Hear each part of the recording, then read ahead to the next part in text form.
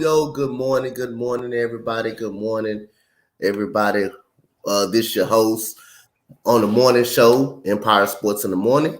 Got your boy, Coach Dante, in the building. And we got my co-host right here, Mo Better. Mo, how you doing this morning? Hey, good morning, Coach. How's it going? I'm doing great, man. So we got game 3 in the books as we have a domination in game 3. I know it kind of looked at the score looked it closer than when it was. It was a 15-point victory by the Denver Nuggets. The Denver Nuggets dominated last night, and they definitely dominated in the third quarter. They definitely dominated and ran away with the game in the fourth quarter. As the Nuggets shoot 51% from the field throughout the whole night. They were getting whatever shot they wanted in the paint. Exactly. Nobody shot the 3 ball very well. Denver was 5 of 18. Miami was 11 of 35. Of course, game 2, they shot the 3 very well. They had 17 shots. They had a lot of open opportunities. Didn't knock them down. Denver out-rebounded them by 25. Wow, that was a huge disparity because Denver is actually the taller, more bigger team. 28 assists. Denver passing was beautiful last night. The Miami Heat did whatever they could. They tried to play zone on them, but Denver ball movement kind of hurt them a lot last night. They were moving the ball around. Aaron Gordon even chipped in 5 assists last night. Denver had 60 points in the paint. They did whatever they wanted to do. And Jamal Murray was very aggressive coming out. Feel like he had to be more aggressive. So making Jokic as a passer did not work because he had 4 assists. So they made him a scorer in game 2. But last night they played a lot of zone, and against the zone defense, what you got to do against the zone, everybody don't know, you got to move that zone around. You got to move the zone around, and Denver worked the hell out that zone, finding some open spots. But the surprise wild card of this game last night was the rookie Christian Braun from the Denver Nuggets. This guy came in and he balled out, man. 15 points. He was 7 of 8 from the field. He was the wild card last night for the Denver Nuggets. You had Jokic with 32, 10, and 21 rebounds. Denver was breaking a lot, and Jokic was getting a rebound every time. You had Aaron Gordon with 11 and 10 and 5. Jamal Murray, 34, 10, and 10. Mo, what you thought about the whoop beatdown last night? I thought that was a nightmare for Miami. The worst of everything came to fruition. Like, Joker drops 30, but he also gets 10 assists. He also gets 20 rebounds. So you didn't stop anything that he did well. But the crazy part was when you looked at what he and Murray combined for, they combined for 66 points, 30 rebounds, and 20 assists. That's an insane stat line for 2 human beings to do in one game. So you let their 2 best players get off and do whatever they want. And I thought the game was it was ebb and flow. Miami played well for most of the first half, but you saw Denver go on a bit of a run. They take a lead in the halftime. They come out in the third quarter and they come out aggressive, assertive, and they punch Miami in the mouth. And before you knew it, they're up 10. KCP had been struggling. I think Mike Malone was trying to give KCP the opportunity to turn it around because he wasn't playing as well as he normally does defensively, wasn't shooting the ball well. But Mike Malone knew his team needed energy. He inserts Christian Braun, third quarter. Christian Braun is the main reason. He's not the best player, but he's the main reason that third quarter lead became a blowout. He looked like an all-NBA player on both ends of the floor in that third quarter, playing lockdown defense, playing the passing lanes, attacking the basket. I mean, he was the best player in that third quarter. That was an amazing performance by that young man who's going to earn himself more minutes going into game 4. I think Mike Malone won't hesitate to pull KCP if he's struggling again because he can see what he's going to get.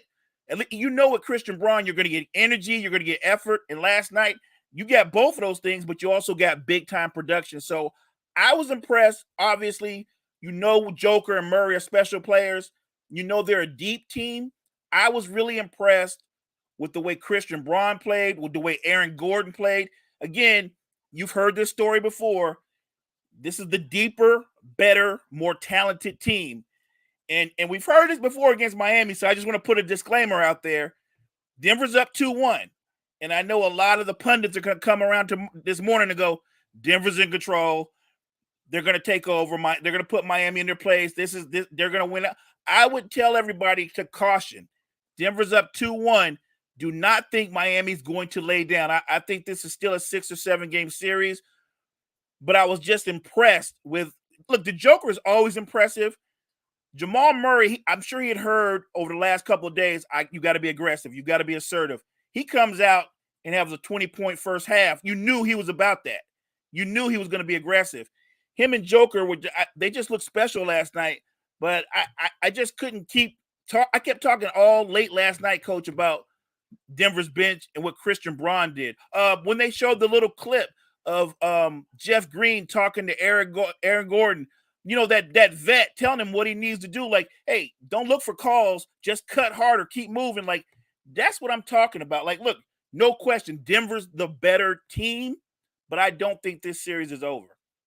Oh no, I don't think one bit this series is over. I always think when Miami gets beat, and especially the way they got beat, they will find a way to make some adjustments. It's just one of them nights last night that Miami didn't make shots. They didn't make shots at all. They got some open opportunities. They got a bunch of open opportunities last night.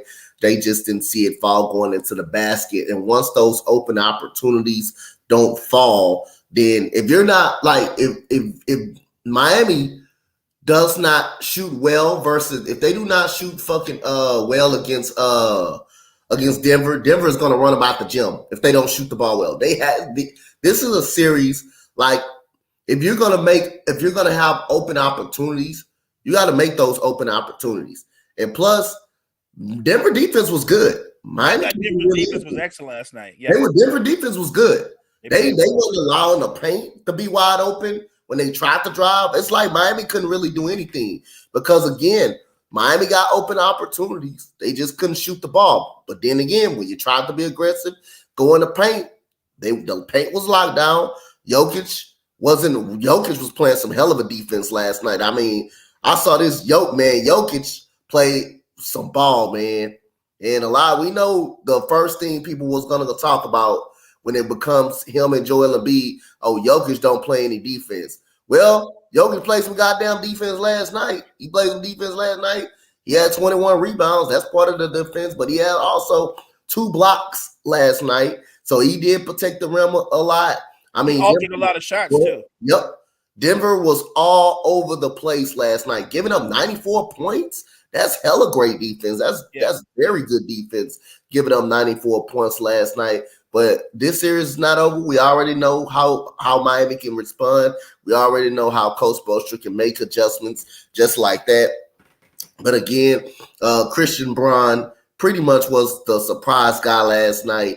And Christian Braun lately has been playing in his playoffs, and he's been playing late throughout the year. He also had some regular season rotation minutes as well. So Christian Braun is going to be a big help to this Denver Nuggets team. And Denver Nuggets all around is better. But again, Miami Heat keeps finding a way. When you count them out, they keep finding a way to even the odds. And Miami, to me, like I say, come down to shot making. They got to make shots. They don't make shots, they're going to get run up out the gym. They're going to get run up out the gym on the Denver Nuggets. And they got to be efficient, coach. Yep. I mean, they're going to struggle. You're going to struggle from threes from time to time, but they shot under 40% from the field. So they didn't do well inside the 3-point line. Like, I just thought Denver's team defense, their rotations, they were really tight. And you could tell, you saw that third quarter, Denver was getting all the 50-50 balls. Denver was showing all the energy.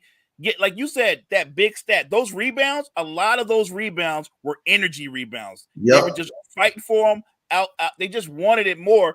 I thought Denver really asserted themselves last night. Like that, to me, last night, like you said, the score says it was kind of close. But if you watch the game, I thought Denver flexed last night. They flexed their muscles like let's take over. We're the better team.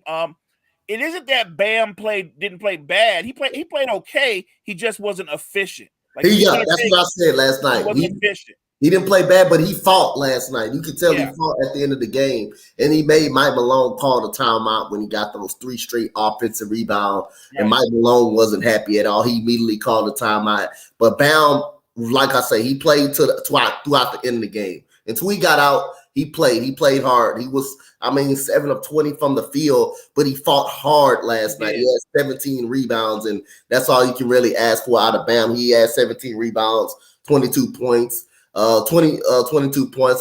He was his field goal percentage basically was two touchdowns. It was 7 to 21. It was 2 touchdowns, but he fought to the end of the game last night, and he forced Mike Malone hands to call the timeout. Matt Screws was bad last night from the field. He couldn't hit a shot at all last night. He couldn't get a shot to go down. Kevin Love made 2 threes last night. He wasn't nearly effective, especially on the defensive side of the ball. But Gabe Vincent struggled too. Yeah, it was. But again, like I say, Denver passing IQ. Give defense credit. Yeah, you got to give their defense a lot of credit. Their passing IQ was really good last night. The defenses that Miami tried to throw at them, they put a little 3-2 zone in there. Denver made that work because Jokic is so much of a great passer, but everybody was passing the ball great. Everybody was passing the ball pretty much good last night. So other from Denver, the ball was moving. They were getting open spots. They would cut into the basket in the right places at the right time. They were finding the open seams. And when Denver played the 1-3-1 zone, Miami couldn't even figure it out. So other than that, man, we'll see what adjustments what goes on in game 4. Big game for Miami. Must-win game for Miami. You got to go back 2-2. You got to go back to Denver 2-2. Got to go back to Denver. Matter of fact, I think they'll be at home again because I think it's the 2-3. 2-4. Oh, is it? Okay. Yeah. So they got it, but it's still. I still feel like it's a must-win for them. They got to get a split because they got to get a split. If they don't get a split. I feel like the series may be ended and coming to an end soon. But other than that, we'll see what's going to happen on that. So we got the triple-double duel. We got history set 2 triple-doubles in the NBA Finals, Mo. How impressive that was, man, for Jamal Murray and Jokic to have 2. Both of these guys had triple-doubles, man. I was just blown away. Like I said, as the game was going, you saw Murray get started early. I thought Joker was kind of being more of a facilitator early, but he came on later in the game.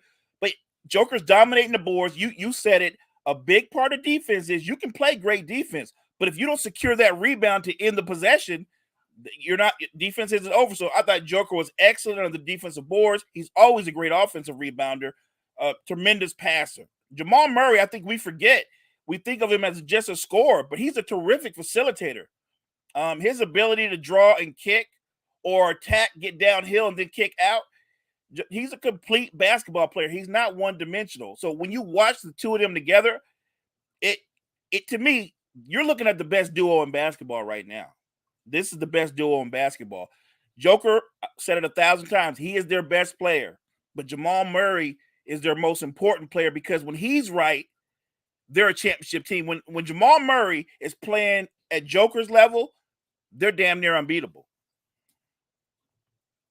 Like I say, I knew he was going to have a great game last night. When he shot the first 4 shots and made them and had 8 points in that first quarter, I'm like, yeah, this dude going to be on tonight. This dude going to have a solid game. I could tell the moment he came out and he felt like in himself he had to be more aggressive because of that game 2. I mean, he came on a little bit late in the game 2. He came on a little bit late. He cut the lead. He hit those 2 straight threes to cut the lead within 3. But he felt like early on he had to be more aggressive. You felt like the Miami Heat tried to do the same game plan that they did in game 2, make Jokic a scorer, not a passer. But when Jamal Murray kind of went crazy in that first quarter, you kind of like seeing the game. This is going to be a different ball game, and now you can start seeing them trying to jump Jamal Murray and trap him. But Jokic being a high IQ basketball player, getting the ball, making the right reads, finding Christian Braun when if it's on a 3-pointer on a cut, finding Bruce Brown when if it's on a 3 or a cut, anybody, that opened up the floor a lot, and that would made it more tougher for Miami to kind of double. But you did say they're the best duo in the NBA, right? You did say that, right? Yeah. Yes, I agree. I agree with you on that one. They the best duo. They the best duo in the NBA. So Miami Heat. What happened last night? And what adjustments do you see they can make in game 4 to try to get game 4? We both said we feel like they need a split in game 4. They need to win this game. They cannot go down 3-1. I don't care if you're in Miami or if you do somehow win the game, you got to go back to Denver to try to even back the series. Oh yeah, because you got 2 games in Denver. You do have the last 2 in Denver, so they definitely need a split, need to come out of here Friday and win game 4. So what adjustments could they make in game 4?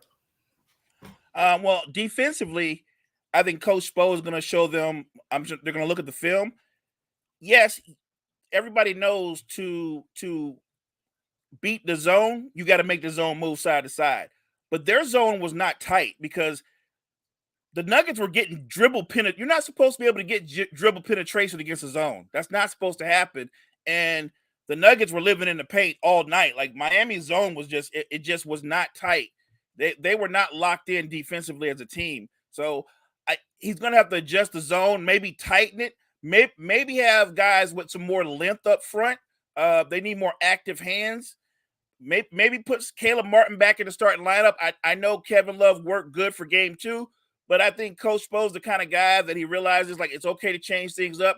It's it's a case by case basis. Start Caleb Martin. And look, Caleb Martin, he showed a little bit of a sign. There were signs of him trying to come to life offensively. So maybe getting him back in there, getting that spark going. That's something that's needed right now. The same way that Denver got a big burst of energy from Christian Braun. I think that's what Miami's looking for too. They're looking for somebody. And it's always next man up, but they're looking for somebody to provide some type of energy on both sides of the ball, especially defensively. Whenever Denver goes to that 2-man game, because that's their bread and butter, that's almost unstoppable. If you go under the screen, Murray's raising up. If you go over, he's turning the corner. And not to mention what Joker can do when he rolls and seals. It's just a tough cover for anybody. I'll say this. I think Miami has to come out in game 4 offensively, put their heads down, and like they always say, I've heard Bam say it, I heard Jimmy say it, Coach Spo say it, make it go in the mud.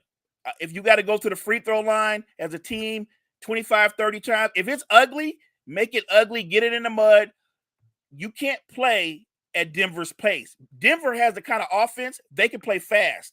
They can play slow. They're that versatile. Miami's kind of helter-skelter. They can't play. They can't get into a shootout with the Denver Nuggets. You're not going to win that game.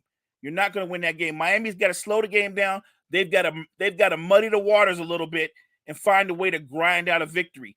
I thought Jimmy Butler had good numbers last night, but not great numbers. They need one of those 35-point Jimmy games. They need a 35-point Jimmy game. I like what Bam did, like you said, but they just need Bam to be more efficient. You can't be 7 for 21, maybe 10 for 21 or 15. You got to be more efficient. Bam can make Joker work. He can't stop him, but he can make him work. The only way Miami can get back into this is they have to be more balanced. Usually they have a third guy. If it's not Kyle Lowry, it's not Caleb Martin. It's usually Gabe Vincent. Gabe Vincent played great the first 2 games, got in foul trouble early last night, and he seemed to struggle the rest of the game. I think Miami will come out. I'll never say how they're going to do it, but I think they're going to find a way to get a win in Game 4. Yep, I agree with that. I agree with that as well. What's good, E? What's good, my boy E in the building? But other than that, I think it comes down for them, and this is going to be really important for the Miami Heat's sake. I really do think they got to make some shots. I mean, if you make some shots, it will open up the paint. It will open up the paint for you, regardless if they're in the zone. Because I think Denver is going to adjust as well. They're going to play a zone. They're going to figure out what worked for them in Game 3. They're going to play a zone. They're going to force Miami, hey, beat us from the outside. If you can do that all game long, then we'll take it. They're not going to outshoot the Denver Nuggets. They're not going to outshoot them. But the only way Miami can pretty much win this series and win this game, they got to find a way to make those open shots. And if they can't make those open shots, which is going to force a lot of rebounds from Denver Nuggets, Denver's going to run, like I said, they're going to run them out the gym. They're the type of team, they play fast. They play really fast, and they want to play fast.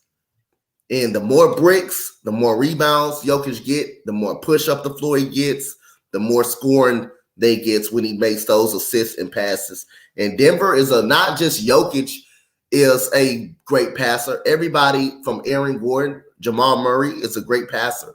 They make the right plays. So the most important thing, they got to make those open shots. Matt Screws, Gabe Vincent, they all had opportunities last night to make shots. They didn't make them. All of them was good looks. They didn't make them.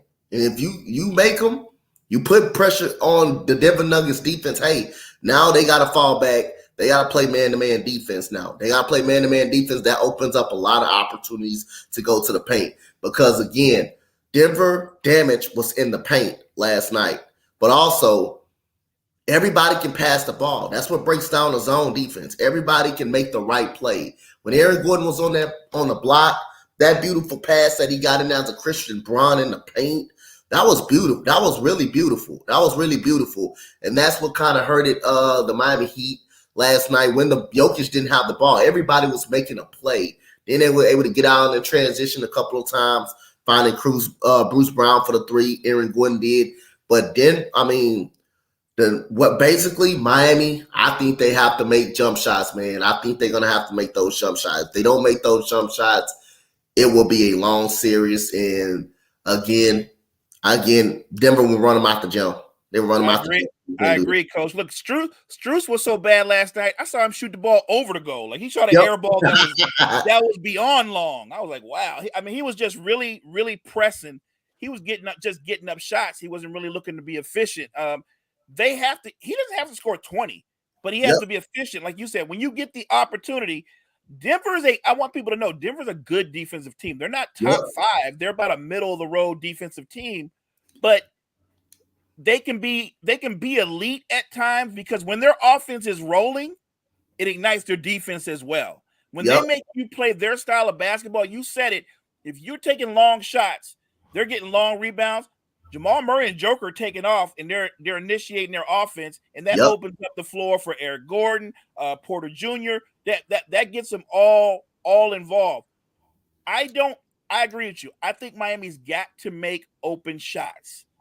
And look, you don't have to shoot 50% from 3. No, you don't have to. But you've got to take advantage of the opportunities because Denver's not allowing anything to the paint. So you're going to get open looks. You just have to make shots, whether it's Spruce, Gabe Vincent. I know it's not Jimmy Bucket's strength to take a 3, but if you get the opportunity, he's got to take it. And look, it's a hard matchup. We Yep. said it. It's a reason why you picked Denver. Because Denver's they're a very talented team, and you also pointed out something, Coach. Joker's a great passer, but Yep. as a team, they might be the most fundamentally sound team in the NBA. Like they all are solid passers. They all have high basketball IQs. Like Christian Braun is what is he? Is he a second year player or first year? Yeah. I think he's a second year. He's a second year. Second year player. Year But guy. he was doing things defensively that guys that are veterans don't do. Like, I mean, that's from coaching. That means that he's being coached up. So it's a challenge for Miami. But if Miami's going to get back in the series, they have to find a way to stay attached to Denver. Because when Denver goes on these runs, if you miss shots, you look around, you're down 15, you're down 18. It happens that fast. And let's be clear. Denver knows when they come back on offense 9 times out of 10, they're going to get what they want. If it's Joker on a pin down or it's Joker and Murray in that 2-man game, they pretty much can get whatever they want offensively. Miami doesn't want to get into a shootout. They've got to find a way to slow it down and, like I said, muddy up the waters and yet at the same time hit open shots. Yeah, he was a rookie this year. He's a rookie, yeah. Because I remember I did a full blown video. LeBron is a rookie. Yeah, he is a rookie. Yeah, he came from Kansas. He won a national championship in Kansas. I was a national championship guy. Okay. So to come in here, yeah, I did forget about that. I thought he was a second year player, but he was actually a rookie going into this. That's even more impressive. That's even more impressive to come out of college, win a national championship, and also have an opportunity to win the NBA Finals the very next year. That's something really special. That's How something. Many people do that in their career? Win a national title and then turn around and maybe win an NBA Finals back to back. That's kind of crazy. That is kind of crazy right there.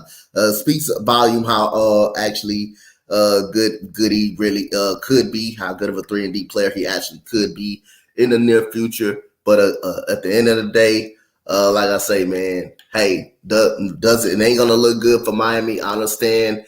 Hey, the mindset, hey, want to go aggressive, want to be aggressive, but gets a team like this. Open shots, that matters. That matters against a team like this, because we saw it in the third quarter. They were up by Denver was up by a score not by a whole margin. It was a game in the third quarter. And immediately, soon as the lead stretches out to 10, and soon it's kind of like a heavyweight fight. The next minute, you be in a fight with Deontay Wilder or Mike Tyson. You push them to a limit, they hit you with that one punch, and then all of a sudden the fight gets over and you ain't getting up anymore. That's what happens with Denver. That's what Denver. Miami was in the dog fight. They were fighting with them. Third quarter come out. All of a sudden the lead go to double digits. That tank is over. They punch you up. They TKO you, and they punch you. They punch you out of the fight. So when the Nuggets goes on one of those runs, Miami have to find a way to weather the storm. And if, like I say, if they don't come down, if they can make a shot or make shots when they get open opportunities, this team is too good not for you to take those chances and try to make those. Because if they don't make those in game 4, hey, Denver is going to be the same way as game 1 and game 3. I think Denver is going to run them out the gym if they don't do that. I understand you're not going to outshoot the Denver Nuggets. You can't make it strong. You can't make it a score-for-score game because Denver Nuggets are going to win that battle. They're too good, but they're too good for you to lose that battle. Denver, they got to make them play slow. They got to make Denver play in the half court. Yeah. The defense got to get more and more tighter if they're going to play zone. But most importantly, on the offensive side of the ball, when you're making shots, that opens up that lane and that forces Denver to get up out of that tight zone that they're in. And now, how many times have we said that this postseason? Mm-hmm. Miami's in a must-win situation. Like Miami's gotten off the mat so many times. Like how many times have we said Miami's a must-win situation? Like think about what they've done. They were up 3-0, lost 3 games in a row. They had to play game 7 on the road and went in there and stomped the Celtics. And I'm just saying, I've been saying this a lot lately about Miami. If you go by conventional wisdom, the Nuggets should blow the doors off of them and win this series in 5 games. but there's nothing conventional about the Miami Heat. They go against all conventional wisdom. Yep. I mean, we've been saying it. They've been going against it all playoffs. I mean, my boy Gene did admit it. Miami been kicking his ass throughout the whole playoffs, and we the main two been saying it. We the main two been saying, hey, Miami's good, man. Once they get in the playoffs, they different, man. They different. And now everybody's starting to find it out. Hey, talent can only get you so far. Talent get you so far. You can't win just based on talent alone. Can't win just based on talent alone. Hey, this and having a great coach like Erik Spoelstra who knows how to adjust, that's what you need right now. Them 7 undrafted guys, that's motivation. That's what you need, right? That's what you need right now. That one stud with Jimmy Butler and Bam Adebayo leading the way. Now think about it. It's an interesting thing that I was thinking about it. Now, if they can make it to the finals with Jimmy Butler and Bam alone, even if they lose this finals, they think even if they lose this finals, they are one guy away when you look at the team. I think they're one legit guy away. It's news in Washington. Washington about to blow it up. So Bradley Beal may be on the market. Since Washington about to blow everything up. So that means they're going to a full rebuild mode. Bradley Beal will be available once he heard that full rebuild, he's going to be available. In Miami, they pounce on that and end up drawing that up right there. Again, one more guy next to Jimmy Butler. This team easily a top 2 team in the Eastern Conference. I did not hear that rumor, but that's a crazy rumor. They're going to blow it up. They're going to blow it up. Look, they should blow it up. Yeah. I'm not anti Bradley Beal. I just think he's overrated. He's a talented guy, but if he's your best player, you're not gonna have but so much success. So I think it'd be a great fit if he went to Miami and he's more of a second option or a third or even a third option. Yeah, that'd be amazing. I just don't. Washington should blow it up because they're literally going nowhere. They're stuck going nowhere. They have players that are just good enough to not make the playoffs.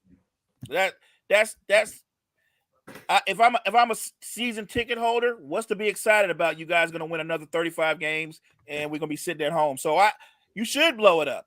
If they get an opportunity to get Bradley Beal, they should pursue it. If I would look to pursue somebody else, but if you can get him instead, yeah, you should get him. But I'm not high on Bradley Beal as a winning player. But I hear you.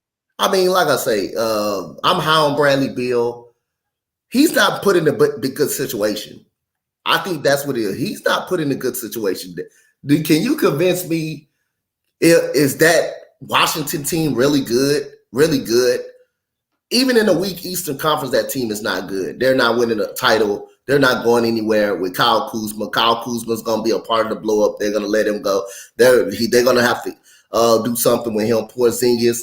But Bradley Beal did all he could to be loyal to him, to the team, and that team just ain't put nothing around him. I think if he goes on a contender team, you'll see the real Bradley Beal come out. I think the guy's just really good. He just don't got the squad just ain't good. The squad just ain't really good.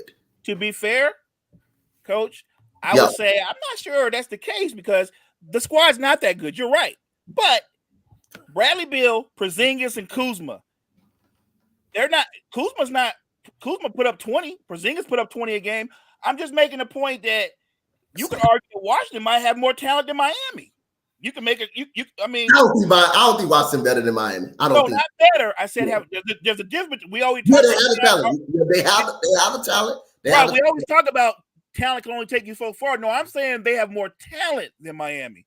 So I'm just saying that it's not that I don't think Bradley Beal's a good player, but some guys are not number one options. They're not. They're just very good players. Like Joe Johnson is an underrated player for his career, but Joe Johnson was put in a tough position because he had to be the number one option, and you can only get so far. If Joe Johnson had to play somewhere else with someone like a Chris Paul or even a Steve Nash, well, he did play with Steve Nash, but somebody like that, he would have had greater success. But as a number one option, his success ceiling was only going to be so far. That's what I'm trying to say. Like, it's not that Bradley Beal's not an all-star, but there's all-stars and there's superstars, and I don't think Bradley Beal's a superstar. I think he's a star player. I don't think he's a superstar player. But It's just kind of like how you brought up Joe Johnson and Steve Nash. He didn't have to be the number one option on the Suns. With Atlanta, Atlanta's not really wasn't really good at that time. So he had to be a number one option. Same thing, Watson. Porzingis is good, but he's never on the court. He's never on the court really. Kyle Kuzma did average 20 points, but just him and Bradley Beal alone. So if Bradley Beal ends up somewhere with a capable number one option like a Jimmy Butler, he won't have to be the number one option. He won't be the number one option there. With Bam Adebayo, at best, Bradley can become a number two option, but also he doesn't have to do it every night. Yes, he's going to put up those scoring numbers because he has to in Washington. He has to do that, and you can't really. And then they never had a great coach outside of what was that damn coach name? Now I thought that was really good. Randy Wickman. He was okay. He was a pretty good coach, but put him in a situation he doesn't have to be a number one option. He can be somebody that I think. He can depend. You can depend on being a number two option when someone is struggling, like with a Jimmy Butler is struggling. He can be a guy that can step up and take pressure off Jimmy Butler. That adds another player. Then Bam Adebayo, we already know how good he could be. All defensive, we already know how good he can be. So I think that makes that Miami Heat team way more tougher. In Boston, hey, if they don't figure out the situation, what they want to do with Jaylen Brown, Jason Tatum. Hey, that team right there can they will still be good. They would get worse. Now you can start putting Miami in that situation. But I also think if Miami can pull off another player, another stud like a Damian Lillard, they can find it out and move some assets. Hey, they can be better. So as many options that I think Miami can go or anybody can go. Go ahead. Dame would be scary on Miami. Oh yeah, man. Yeah, Dame would be scary. Look, if you don't have to lose, if you're keeping Jimmy, you're keeping Bam, and you're adding Damian Lillard to Miami. I don't care what your record is in the regular season. Miami's going to be that much scarier in the playoffs. Damian Lillard's built for the playoffs. He's not just a shot taker; he's a shot maker. If they have a Damian Lillard, that's a dynamic scorer who actually will give you. He will allow Jimmy Butler to be an even better version of Jimmy Butler because Jimmy Butler, tell you, he can score, but he's more of a hooper than a scorer, right? If Jimmy doesn't have to try to score 25 a night and he can just focus in on playing defense and doing those kind of things, he's going to be a better version of Jimmy Butler. And with a Damian Lillard, automatically the floor is going to be spaced because Dame steps onto the court and he can launch from 40. So look, it's not. I do agree with you that Bradley Beal would help the Heat. I think Damian Lillard would be even better though. I agree with that. If they get Damian Lillard, I think he'll be a better option.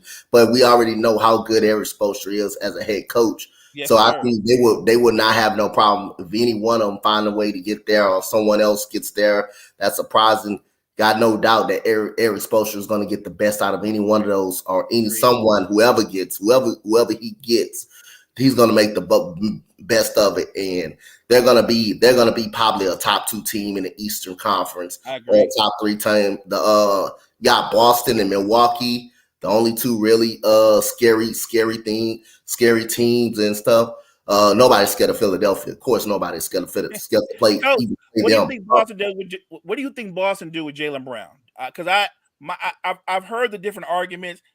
My thing is this: it is hard to find talented wing players that are in their 20s. I just want to put that. Let's start with that. And he's already I think he made All NBA second or third team this year. He made second team, yep. Right. So you've got him and Tatum. He had a bad playoff run, but to write him off and go like, well, we don't need him no more. Like, who are you getting? Because if you trade Jaylen Brown, who do you expect to get back in return? Because I don't think you're going to get equal value. Because nobody's going to give you a superstar. Like maybe I've heard the rumors, I'm sure you've heard them too, that Boston would pursue a trade for Damian Lillard. Everybody wants Damian Lillard. Right. So yes, I understand that making that trade, but you're trading for an older star because Dame's 32, still a great player. Yeah, but that's one of those hit or miss things, kind of like what Phoenix did. They went all in on KD, and now there's more questions than answers with the Phoenix Suns going forward for their future. I'm looking at Jaylen Brown, and I guess the question is, because too many people are worried about money, and they're like, is he worth $300 million? And I would say he's worth what the market says he's worth. Yep. I think he's worth what the market says he's worth. And the truth is, I think it's either next year or the year after, Tatum's going to be up for like 325. Yep. The question is, can you build a roster around two guys making over 300 million each? Because under the new CBA, teams putting together these big threes where you got three great players making a max contracts, that's over with. You're not going to be able to do that no more. Yep. You're barely going to be able to do it with two.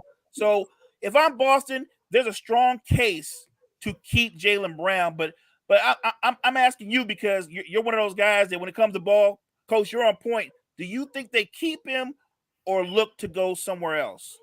I think they look to go somewhere else with him. I think Jason Tatum is their franchise player, and paying $600 million. That's crazy. Yeah, that's the cap space right now. You can't sign anybody that can help the squad. You can't sign any depth that takes away your depth. But it also depends on how Jaylen Brown is too. How he wants to be. Like, do he wants to be there, or do he wants to go somewhere else and becomes that guy? Does he want to be stuck in Jason Tatum's shadow throughout the rest of the time? I think they enjoy playing ball with each other. But at some point, I think you want to become a number one option. So you think he wants to take that leap, kind of like Harden did when he left OKC? Yes, but I think Harden wanted to be in OKC. He wanted to be in OKC. They didn't want to pay him. That was their mistake. That was a mistake. They didn't want to pay him. Now they looked at it how he became in Houston, and he came to start, and they like, God damn, we should have really paid him over Serge Ibaka. We should have actually paid him the money. Now they regret it, and they had kicked their ass ever since. They have been to the finals ever since they left. You looked at Tracy McGrady and Vince Carter. Tracy McGrady regret leaving and going to the Orlando Magic. His career would have been probably more stable and last longer if he didn't have all that down weight on his shoulder. But he became the superstar. He became a superstar when he left at the same time. So again, I think if he gets the max, he will stay in Boston. The problem is, do the Celtics want to do that? Take a chance. Coach, you called it. Yep. If he gets the max, you got two players. I'm just saying that they're great players, but two guys are going to eat up your cap space.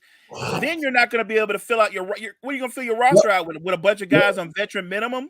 You're not going to be able to retain. I mean, unless the owner of Boston is saying like, yeah, I'm good with going into the $300 million penalty. You know what I mean? Like, I seriously doubt he's wanting to pay $300 million in the penalty, but you're not going to be able to bring anybody in to really construct around them because they eat up that much cap space.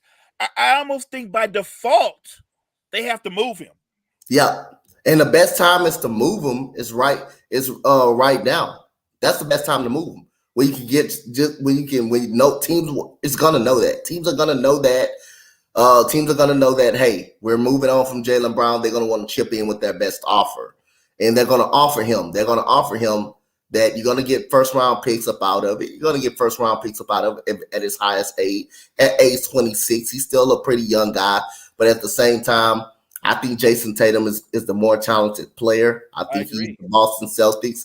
Now, Jaylen Brown, he has more dog in him. He has the more factor in him. He has the more it factor in him. So I can say that he wants it more. He provides more in the clutch than Jason Tatum does.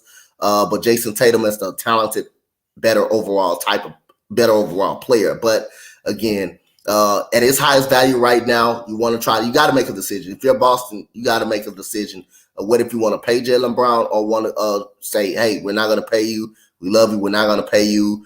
We're going to find something for you. And then, hey, now they're going to pay Jason Tatum what he wants, what is his money, instead of taking up $600 million on your cap space. And then you're not going to be able to sign nobody that's going to help the team, no depth that's going to help the team. You're just having them two taking up all the cap space to where the point be you can't sign anybody that's going to be value coming off that bench or for as a starter. I think that will put Boston in the bad cap, especially if you do not win a finals, a championship.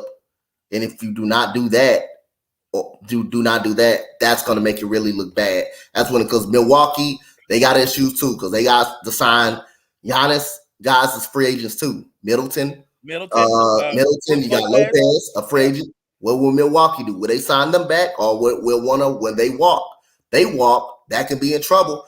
Giannis can be asking out soon. He can be asking up out of there really, really, really soon. So other than that, everything, like, I think the Boston Celtics, I think they will move Jaylen Brown. I don't see Jaylen Brown being a Celtic, but if he does be a Celtic, hey, you pay Jason Tatum, you got those two on the books. You want to stay a contender. But again, if you don't win the finals or get a finals championship, that would make it look bad. That would really make it look bad for those two guys. Yeah, winning the finals would justify paying them both that much money. Yeah. Right? Yep. Even if it's only one title, it would justify you went all in to get that title. If you get that title, then you're justified. Yeah. But like you said, if you give them that money and they come up short, your franchise is going to be in a hole for a decade. Yep. Got my boy Kool McCain, Denver Nuggets in the building. Kool McCain, Denver Nuggets up 2-1 in the building. So we got the next topic. How were the Denver Nuggets able to adjust in game number 3, Mo? I thought you called it out earlier, Coach. They got that zone moving side to side.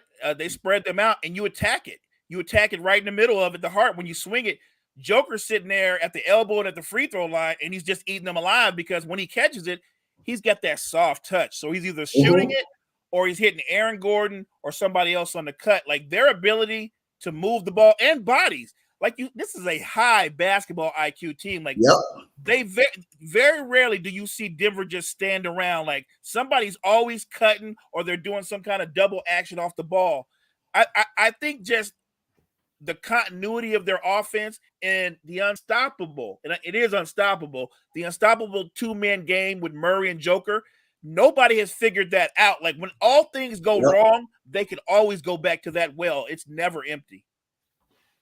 Definitely. Like I said, they move the ball around a lot. I mean, Aaron Gordon, had 5 assists last night.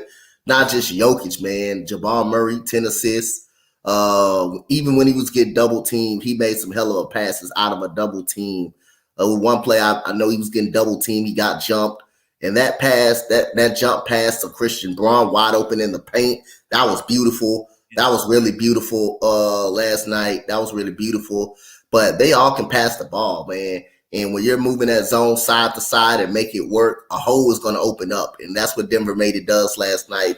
But again, for Miami to even have a shot in this series, telling you, they're going to have to shoot the ball pretty well from the 3-point line. I know they're not making them. People are going to say, hey, why is they shoot? Stop shooting. But it's not easy for that. If you see an open shot, you got to take it. The paint ain't always going to be open when you think it's you called open. It. Denver's not allowing nothing in the paint. No, they're not allowing you to go in the paint. Yeah. When you try to go in the paint, the defense, they're there. Matt Strus, not really a good dribbler. He's a shooter. He's not really a dribbler. You have Duncan Robinson. He can't go to the rim. He's a shooter. He's a shooter out there. Gabe Vincent. Can he handle it well enough? Yes, but he can't dribble. He's not an outstanding dribbler. Jimmy Butler is probably the only one on the team that can handle the ball pretty much really good. Bam Adebayo can handle it pretty much, but that's not what he does. So you really got no outstanding ball handlers at that much. Kyle Lowry is a vet now. He's over 37 years old. He's not that explosive anymore. So you're not driving by him. You're not driving by anybody. They're keeping you in front. So what's the option you got? If you're going to have, that's for any team though. When you have the open shot, you're not going to really turn it down. You have to make that, especially against a team like Denver. They're going to give you that. You got to make them play from outside. And that's what I was saying in game 2. They were making shots. The Miami Heat were making shots. That's how they beat the Denver Nuggets. They were making shots. They shot 90% from the free throw line, and they made 17 threes. Last night, they only made 11. They shot it poorly. They had open opportunities, but also when they tried to go in the paint, they couldn't get by anybody in the paint. And that was the problem right there. So when it comes back to it, they're already too small on the offense. They're already too small on rebounding, which told you last night, hey, Denver dominated them 25 rebounds, about 25 rebounds. They got 58 rebounds. Miami only have 33 rebounds.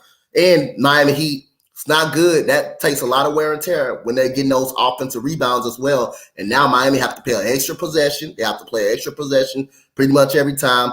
Then they shooting up bricks and helping Jokic rebound stats go up. All of a sudden, hey, now they coming on the other end. They shoot, they missing.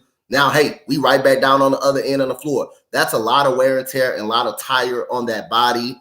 And now you're playing a zone. You're playing a zone defense, and they're moving that ball around. They're absorbing a lot of energy trying to deal with this Denver Nuggets team. But they don't make shots. They're going to get run up out the jump. Just simple as that. They have to make those wide open shots, and I think that's when it comes down to it.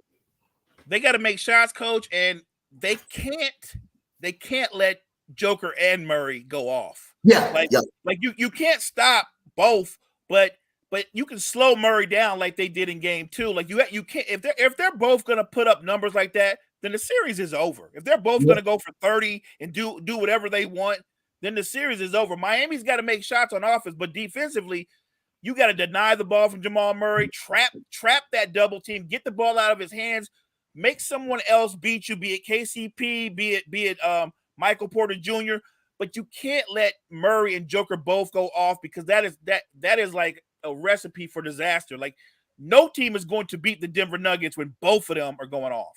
Yep. Especially if you do trap Jamal Murray and Jokic, smart as he is, basketball IQ. If Michael Porter Jr., if the light comes on Michael Porter or anybody like a KCP, then you got you just have no choice. You just have no choice but to deal with. You just have no choice but to deal with that.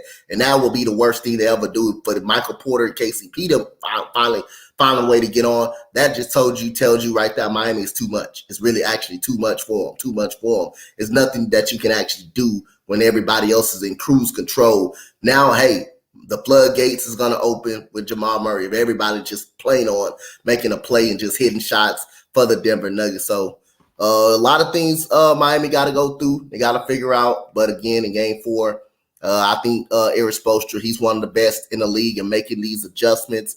And I think he'll find a way to make adjustments. And which is right now our predictions of game 4. Mo, who you got winning this game 4? It's must win. You picked Denver, so I know you're in good shape right now. I picked the Heat because kind of like Gene, I got tired of Jimmy Butler kicking my ass. So I was like, I think I'm gonna respect Jimmy Butler, even though I respect him. I keep talking about playoff Jimmy. This is me.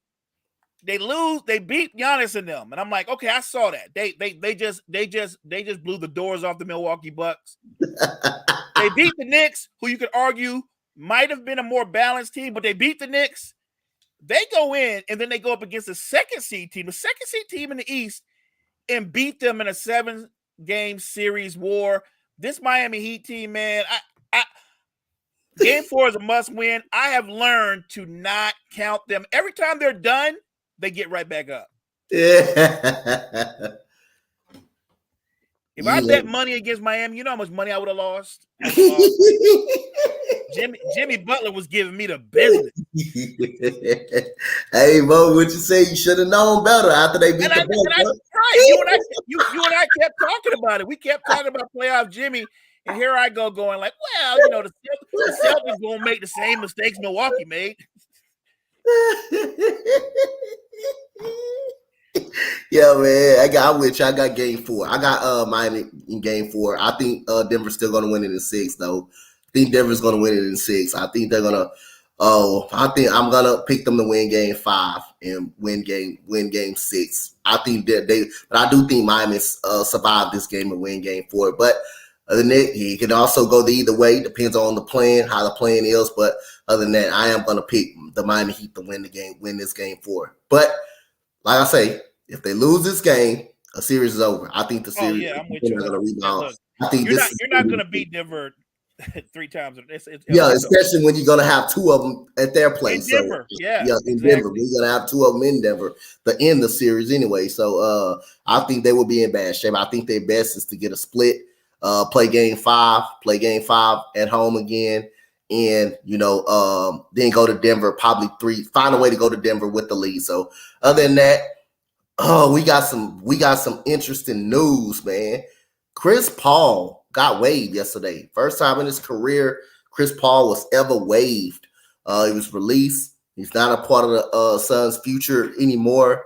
Mo, how shocking this was to you about Chris Paul's release?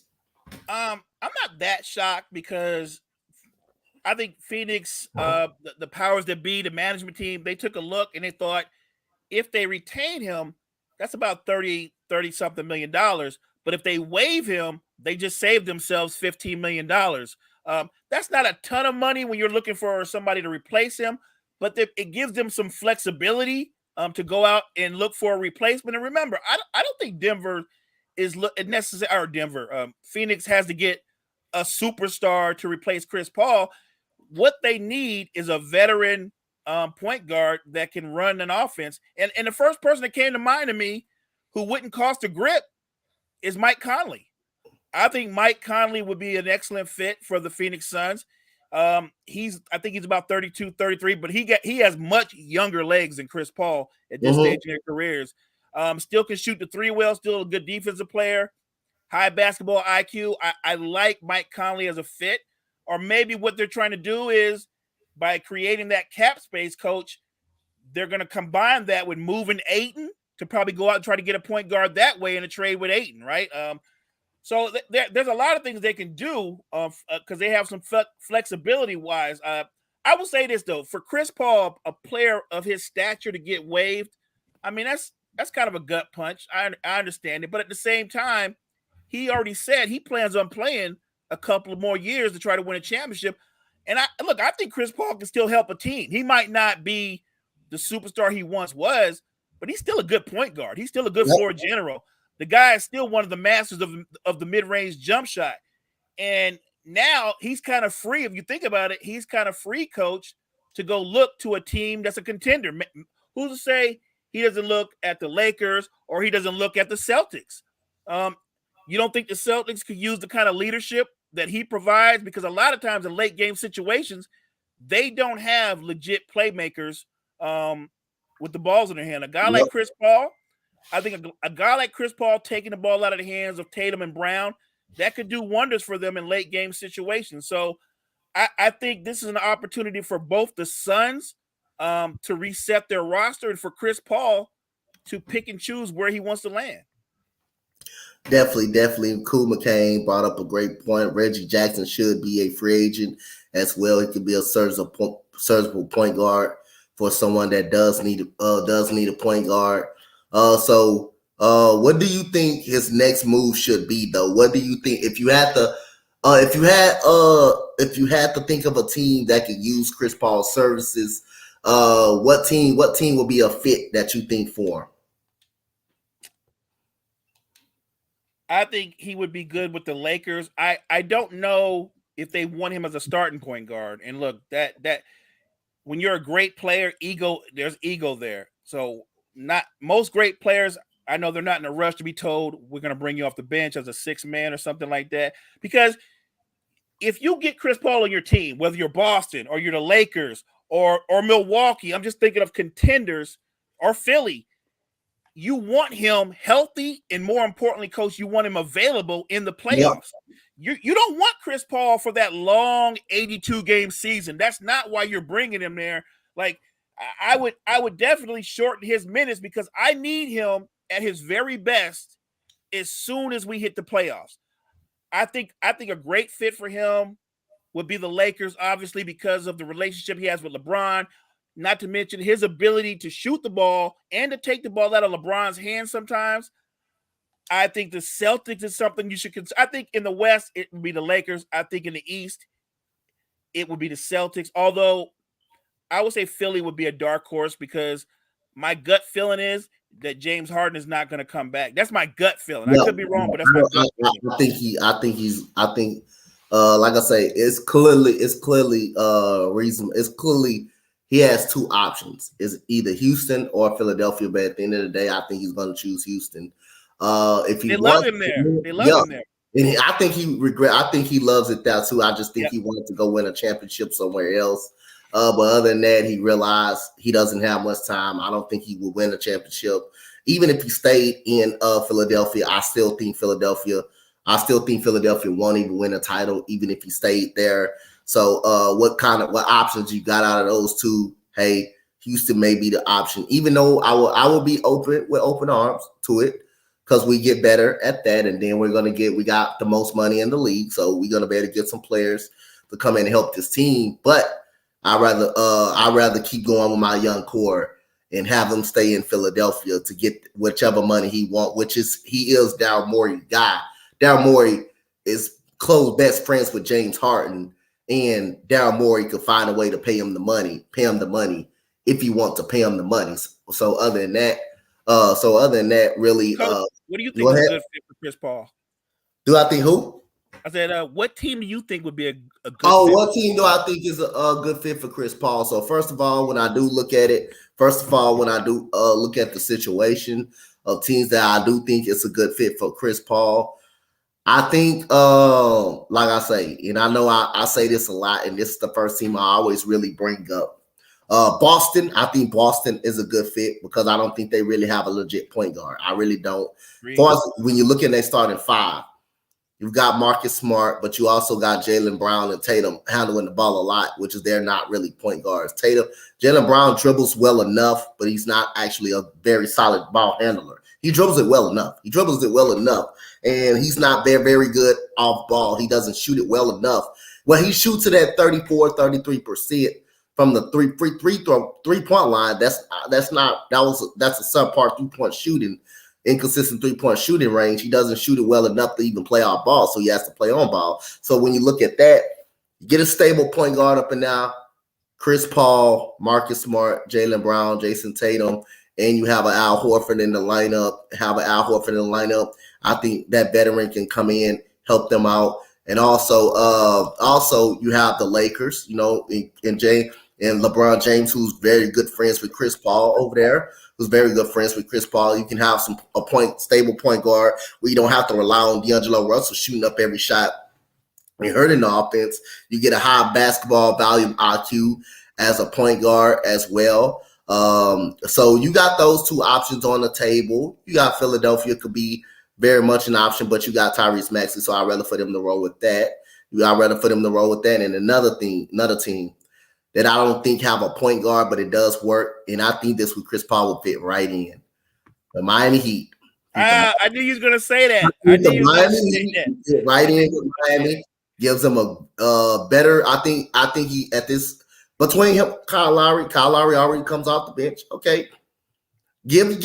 Put him in the lineup with Jimmy Butler, Bam Adebayo. You get a point guard that can shoot as well, that can make the mid-range. But there's also a coach on the floor along with Coach Pat Riley. He fit that culture. And he will fit the culture. He's 6 foot. He plays very solid defense to be 6 foot. Doesn't stop really people like that, but he does play defense as 6 foot. He does give you the effort up on that end. Miami will be a very perfect choice. I actually like that better, Coach. I like that one better than you. So I would say this: Miami or Boston would be the two best places. I actually like those two the best for Chris Paul because I could see him in Miami. I could see them keeping Lowry and maybe splitting the minutes between those two veterans. That way, there's not too much wear and tear in their bodies. So I actually like that fit a lot. He's still a shot maker. So he would help them out. He would take some pressure off of Jimmy and Bam.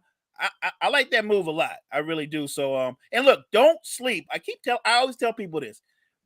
There's a lot of front offices that get a lot of credit.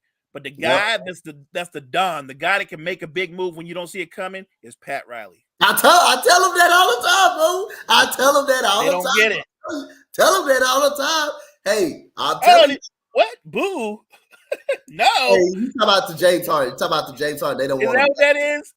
No, hey, guess what? Key, y'all got a choice to make, man.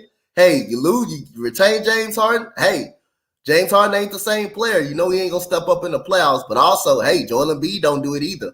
So we can't. But what if he walk? And what if he walks for nothing, Key? What if he? I mean, I understand they don't want him back. That's why I say they got a choice to make. Hey, again, they lose James Harden. Who's going to be the second option outside of Joel Embiid? Tyrese Maxey, not ready yet, but I understand why they want to let him go because again, that's going to be too much money in this playoff failure. But goddamn, Joel Embiid fell too. So how many y'all gonna put up with that? He gonna put up with that. He fails too, so he ain't no different either. You've been failing in the playoffs either. So Joel Embiid is the James Harden of sinners. Oh yeah. I got that book. Yeah, I know you got the receipts, Coach. Yeah, I got the receipts. So he just as a big ass failure than James Harden is. Even though James Harden probably been doing it long, but he just as a big ass failure as he is too, as well. So again, I understand why they want to let him go. But James Harden was the reason why Philadelphia did win those two games. Was even in the series, in the ball game. Let me just put this out there real quick.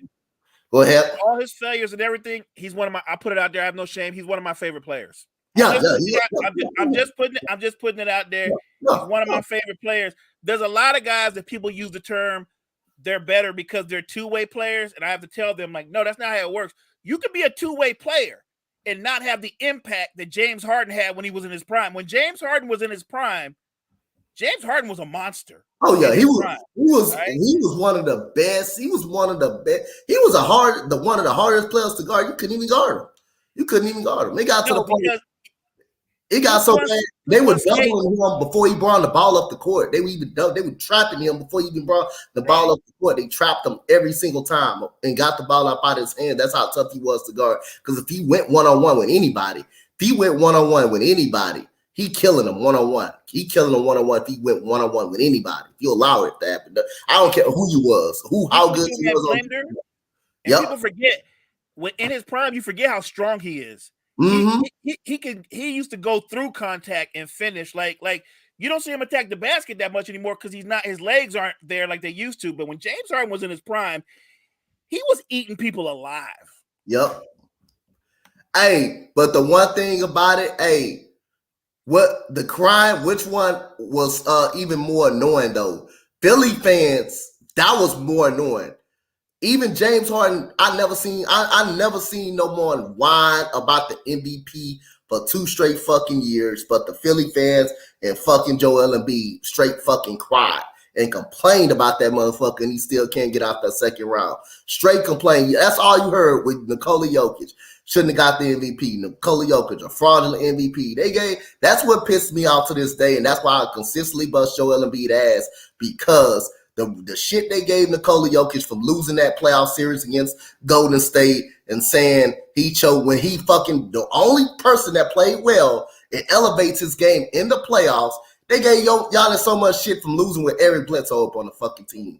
He had Eric Bledsoe on his damn team, and they gave him shit for that. You get extra credit for having Eric Bledsoe on your team. Goddamn passes. Joel Embiid gets all these goddamn passes. Oh, the roster ain't good. Oh, what about the coaching? The coaching ain't Doc Rivers. Doc Rivers need to go up out of here. Well, you got to pump out of here next time. Got him up out of here. Oh, up out of that. Oh, let's get rid of goddamn Brett Brown. Let's get rid of this motherfucker. Let's get rid of him. He's a problem. They got rid of him. They still end up losing the second round. Oh, let's get rid of Ben Simmons, which is this. That's true. You got to get rid of him. But guess what? Was he the reason why they lost this year? No, the hell it wasn't. He wasn't the reason why they lost this year. Oh, who's going to be the next problem? Oh, Nick Nurse is a great coach. He's very good. He won a championship. He's going to be the next problem. Oh, how about the roster? Well, you had Jimmy Butler. That motherfucker averaged 17 points in the playoffs. In that whole series, nobody brought that up but me. He averaged 17 points in that damn Toronto series while Jimmy Butler had a fucking great series in that series. Oh, he averaged goddamn 18 points in the Atlanta Hawks series. Nobody brought the 8 turnover games up that he had in that series when they lost the 2 20-point leads, which is they blame Ben Simmons all the goddamn time for missing that layup, and rightfully so. Like I said, rightfully so. But he had 8 turnovers in that game 7. He had 8 turnovers in game 7, but this motherfucker can get a pass all day long, and he a top 5 superstar. Come on, man. Let's cut it out and let's just hold him accountable. top 5 player, but let's treat him like a top 5 player. He want to be better than Jokic? Let's treat him like he's better than Jokic, which is that can't be true right now because Jokic might end up winning the goddamn finals, and that puts all at the rest. At that point, Jokic don't play any defense. Well, he playing some defense in his NBA finals. He competes on the side. Hey, ain't the rebounding part? It's part of the defensive side of the ball. I think that is. That's part of the defensive side of the ball. 21 of them last night and 2 blocks, but he don't play defense. Okay, you can keep it going. But we got some breaking news out here in the NFL though. Before we get up out of here, I know I went on a little mini rant right there. I enjoyed it. Hey, you gotta let people know. Hey, we gonna treat Joel Embiid the top 5 player, right?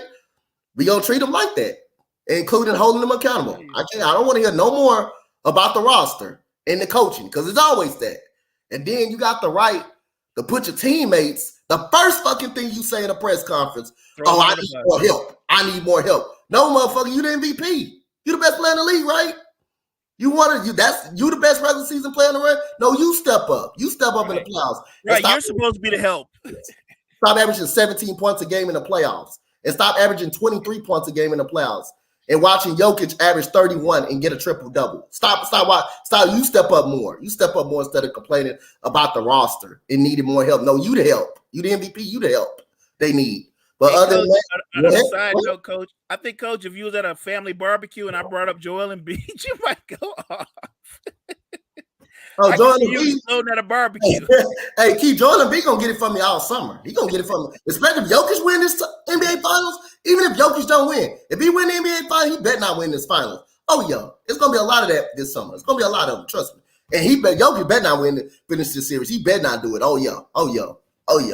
We gonna stop all this. We gonna stop all this goddamn nonsense. We gonna stop all that now. You can stop this nonsense. And especially, even if he lose the finals, he still got that. Joel Embiid ain't got that yet. He still ain't got that. And then Jimmy Butler also winning the championship after you didn't pay him. Oh yeah. So no way Joel Embiid can get up out of this. They didn't pay Jimmy, and Jimmy's been to 2 finals since he left. Yes. He's been to 2 finals since he left. Just saying. Since he left. Yes. That's. But other than that, before we get up out of here, Mo, I want to know what you think about this move too. Dalvin Cook got released from the Minnesota Vikings, which is going to open up from Alexander Madison to be the main guy in Minnesota's backfield. We all expected a release. They've been talking about it for months. What's the best fit for Dalvin Cook? What's the best fit? Immediately, the first team that comes to my mind is the Cowboys. Okay. Yeah, I think the Cowboys is a perfect fit for them, especially since you know that Pollard's coming off the injury he's coming off of. He's not going to be 100%. But look, Dalvin Cook's got some miles on those legs. But behind that offensive line, I think Dalvin Cook could have a resurgent year at Dallas. Got you. Dallas could be a good spot because right now they do got Deuce Vaughn as a running back. They do got that rookie out of Florida, Chris Davis, that don't play, so that could be a good fit. Tampa Bay could be a fit for Dalvin Cook. I actually like him in Tampa Bay. A lot of talks been talking about Miami. He should go to Miami, and I think he's gonna be. I think he's gonna be good behind. I think Raheem Mostert. He's proven he's been healthy. He's proven to be a solid back in Jeff Wilson. So kind of figure Miami need to keep that core together. But Dallas and Tampa Bay will be a good. Let me throw a wild card out there. What about the Chiefs? The Chiefs? Oh, behind Isaiah Pacheco.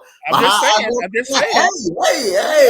Hey, not bad. Hey, not bad. The Broncos could be a fit. I think the Broncos could be a solid fit over there as well. So Dalvin Cook got some options on that side, man, over there. He got some options now that he got released. DeAndre Hopkins still ain't re-signed with nobody yet. He's visited the Titans as well. Think he's going to visit Houston soon, but we'll see about that. Man, you don't want to go to the Titans. Don't do that. Don't do that. You want to shorten your career even more. You don't. If you go to the Titans, you're going to catch a lot of medicine balls. You don't want to go to the Titans. You don't want to go there. Hey, Jerry, Mo talking about your team, Jerry. Mo talking about your squad.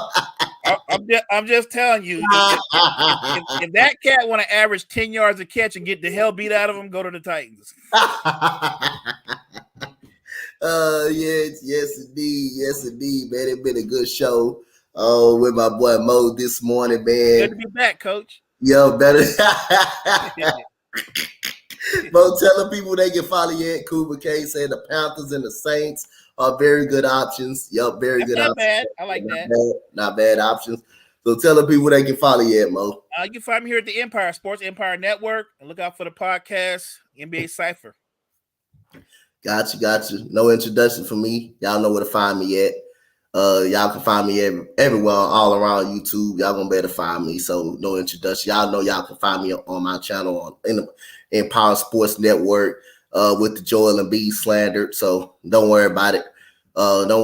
So other than that, as for Coach Dante, as for my boy Mo, this is the morning show. We will be back on soon to go preview Game 5 of the conference finals and more news that comes out. So as for Coach Dante, my guy Mo, we'll see y'all in the next one. Peace.